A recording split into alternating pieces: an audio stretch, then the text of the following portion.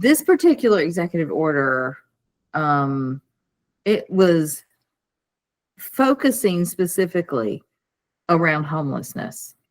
It says that the solution is to restore public order by moving homeless people into long-term institutional treatment via civil commitment.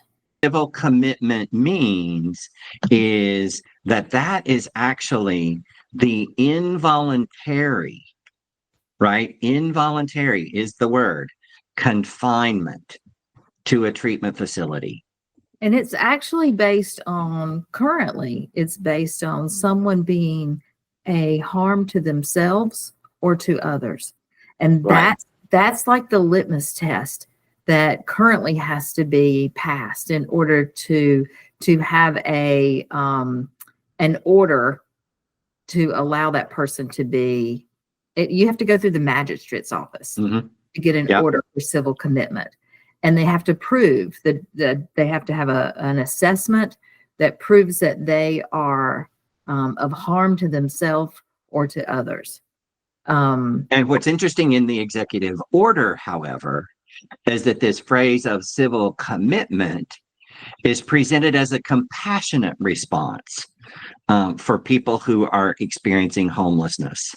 And then finally, the order authorized data collection on health-related issues to be shared with law enforcement. Data that's collected on health to be shared with law enforcement. So every time we went in and go into the doctor and sign that HIPAA agreement, where our data is not to be shared, this executive order reverses that to some degree to the people that this executive order applies to. They don't have that same control, if you will, over decisions about their data. You know, the folks who are experiencing homelessness and living on the street are probably way more vulnerable than any of us really understand in terms of safety. They are way more vulnerable to violence and crime than if you and I were to walk down to the shelter. And, that's not going to be it, right?